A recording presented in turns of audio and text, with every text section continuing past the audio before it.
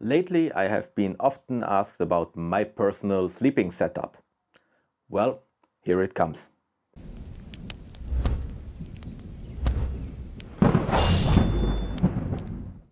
Hey guys, welcome to the high ground. My name is Fabio, and today I'd like to show you my personal sleeping setup and why I use it the way I use it.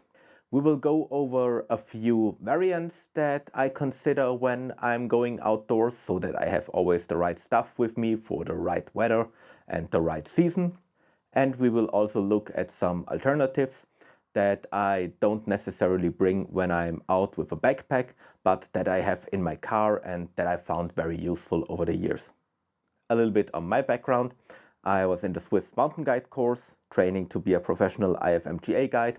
Got injured 1.5 years ago, so I'm training up now to get back into the course. On average, I spend 200 days per year in the mountains, so a lot of experience from that area. And yeah, that's what I'm sharing with you. Now let's start with the first thing that I usually have when I sleep outdoors and I'm not really on some type of pavement or stone. I bring a tarp or alternatively, of course, a tent or something. Just something that is a little bit wider and protects the mats that I will put on top of it from water, grass, moisture, dew, whatever there is, right? Can also very useful in snow because the mats that we will look at are a little bit slimmer, they're a little bit smaller, and it's just nice to not always have to worry about, yeah, will my stuff get wet as soon as something goes a little bit off the mats. And as a just representation, I have my Arctis tarp here.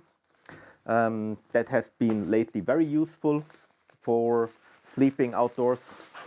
And yeah, that's what I would recommend if you don't bring a tent or something like that. This tarp. Now you might ask, hey, if I have this tarp on the ground, why do I even need a mat? Why can't I just put my sleeping bag on top of this tarp and then I'm good? And you might actually be able to do that in very warm environments in the summer. There it might not be a bigger issue, although also higher up in the mountains, I wouldn't do it. The issue is that your sleeping bag has some type of insulation. Might it be down or might it be synthetic insulation? And that insulation works because it gives you a pillow of air between you and the cold surface. That might be the air or that might be the ground. Now, below you, you're actually lying on the downs. You're lying on the synthetic insulation. And since your body weight is compressing it, you don't have this air pillow or these capsules of air that keep the cold away from you. This is why you need something else that you can't really compress down to zero until you actually touch the cold ground. And this is why we use sleeping pads. And now we are already at the crossroad where I have two different sleeping systems for different environments and different purposes. This is the combined sleeping system that I bring for anything where I have to carry my stuff.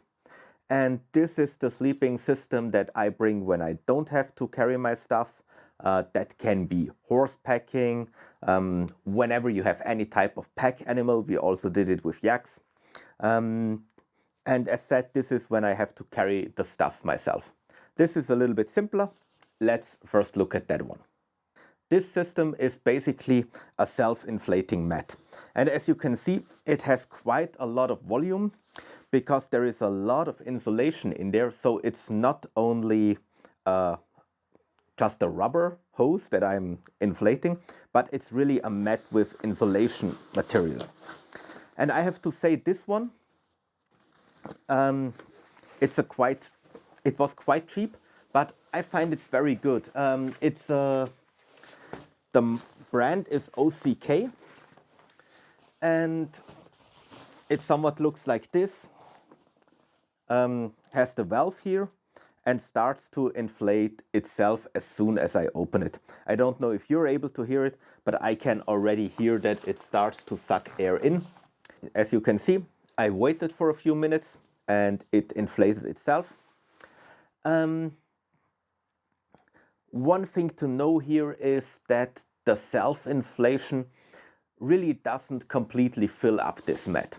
So if you want to have it like this, where it's fairly stiff, you have to blow in some air yourself. And that's one of the bigger disadvantages, because the air that you're breathing out always has quite some moisture in it, and that's not good, especially in cold temperatures, because you might have condensation inside of the mat. It might actually start to get a little bit moldy on the inside, or it might just freeze up, which is also not very good for the mat. Other than that, it's very comfortable. And why I don't usually bring it in backpack situations is that I find it to be A, too heavy, and B, the roll is pretty bulky. Now you saw the other setup with the satellite. That of course also uses a lot of space, but that's not something that I have inside of the backpack. And the properties of the satellite are the outer coating is made in a way that it is just very waterproof, and I wouldn't have that submerged in water and then put my backpack on it. So, but we will get to the other system in a few minutes. Still, I think that these mats are the way to go whenever you don't have to carry them, especially as an emergency sleeping mat in your car. So yeah, I like it quite a bit. Now, following this system, on top of this mat, I wouldn't put anything else up there. It's really then just the sleeping bag and you're good. As said, it's really comfy, and it's also quite sturdy.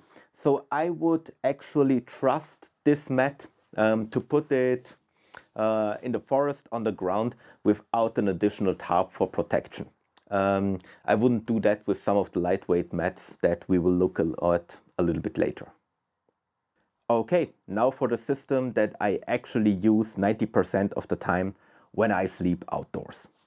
Let me put that one away. Let's start with the base mat first. Now this mat is a Thermarest satellite, and it has two sides. The yellow side generally goes towards the ground. The silver side goes toward you so that it reflects a little bit more heat from your body. And this is really meant to be a layer that additionally protects the very thin insulation pad that I'm putting on top of it. It has some insulation capacities itself. You could theoretically sleep on it. It would still protect you from a lot of the cold that is coming from the ground, but it won't be, of course, as comfy as with two bags on it. The good thing with this is that you don't need to inflate anything. So even if you take a knife and poke a hole into it, that doesn't hurt the mat at all. It will still retain its insulation capabilities. While if you really have an inflatable mat, as soon as there is a hole in it and you're not able to fix it, or the valve breaks or something like that, you're basically back to lying on the ground. And that actually happens more often than you think. When we were lately out and had winter bivy in the snow here in one of the coldest places in Switzerland, two people had their inflatable pads malfunctioning. They didn't have, so one was a valve malfunction and the other was a puncture. They didn't have a pad under them. So I would really recommend to always bring this one, because this is your life, comfort, sleep insurance when you're out in the mountains, and it's super lightweight. You don't have to fold it out completely. You also can just put it in half and sit on it while you're on the fire. So it's a very useful piece of kit, and it really doesn't weigh a lot. It's super lightweight. Okay, and on top of that, I would then put my inflatable sleeping pad. Let me get that one. That's this one. There are a lot of good ones out there. This is the Expat Synth Mat HL in size medium. Sizing is always a little bit a discussion.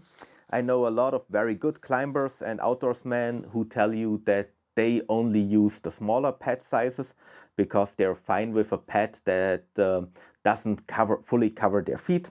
It's up to you how you like to do that. And as you can see, it's super simple. The size is, so when it is inflated, is 72 inches by 20.5 inches and 2.8 inches of thickness. Let me get that out there. Like this. I'm putting that away. Inside here, you actually have a set to repair punctures. I would rather not have to use that in the mountains. Okay. Now, it has two parts. First of all, it comes with this dry bag. And this is a special dry bag that is actually made to inflate the mat. It has a special end here that clips into the valve with which you can inflate that mat. I will show you that in a second. And this is the mat. You just roll it out. And there you have it. Inflating it doesn't take too long. So, and here on top we have the valve. In this case it's only one valve. You stick the end into it, push it together, and now what you basically do is you try to catch air with that. Let me just briefly unfold it like this. You try to catch air with that, then you close it and you start rolling it down, and by that you inflate. Yeah, one twist in here. Now you're inflating the sleeping pad, and then you go back up. And the benefit is there compared to actually blowing into the mat. As I said, you only have the normal humidity from the air. You don't have the humidity from from the air that you're breathing out. And you can do it like this, and then just start further inflating the pad. If I do that fully, it takes me roughly 5 to 8 minutes. Then this mat is inflated. As said, one of the downsides of this is really it is very sensitive to punctures. As soon as you have a hole somewhere in there, you're basically lying on the ground. So I always bring this sheet with it. The additional benefit of this dry bag is that I tend to stuff it with the additional clothes I brought, for example with my down jacket, etc. And then you can basically close it up. First of all, it will prevent your spare clothes from getting wet, and you can use it as a quite nice pillow. So this is multi-use, and multi-use is always awesome. Now, for all my tactical friends out there, everything I show you here, as also the satellite mat, also comes in a little bit more matte colors. You can have that in green, in OD green, in brown, whatever you want. So this is really my mountain stuff, so I want to have it bright and shiny. If you want to use that in a different environment for tactical purposes, survival, or if you just like the more military style, then you can of course have it in another color. Next step, on top of all of that, already comes my sleeping bag. Now I have different sleeping bags, and there is quite a discussion if you want to go with down, if you want to go with synthetic insulation.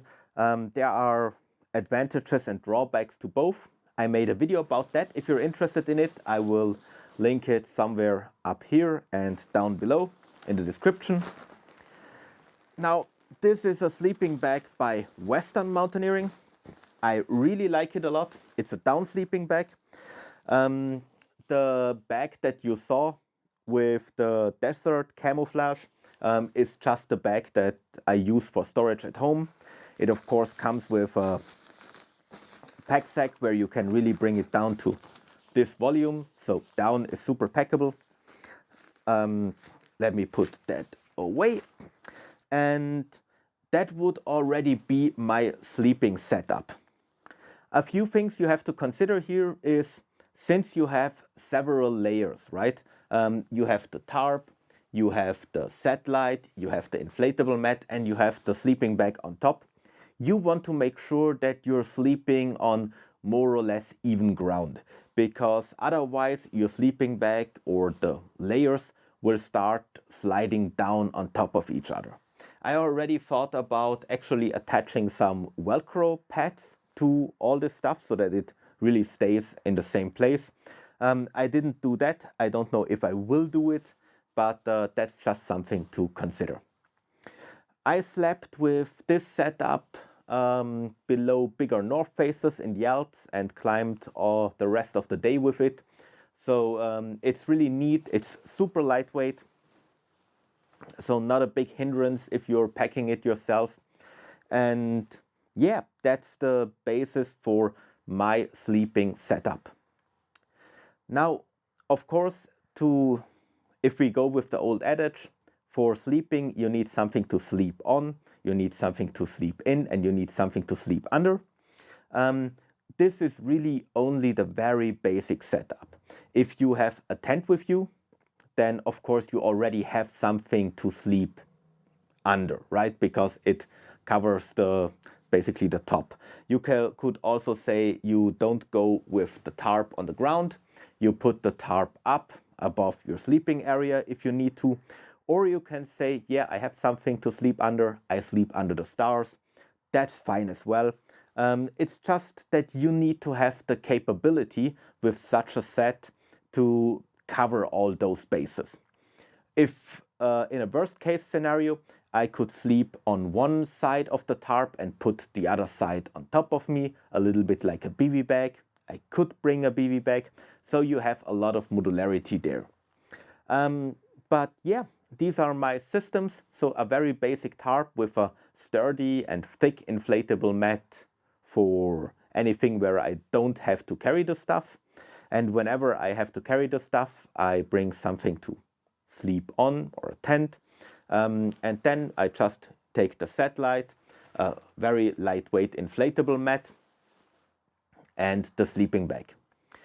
Now I already used this setup without a tarp in the mountains.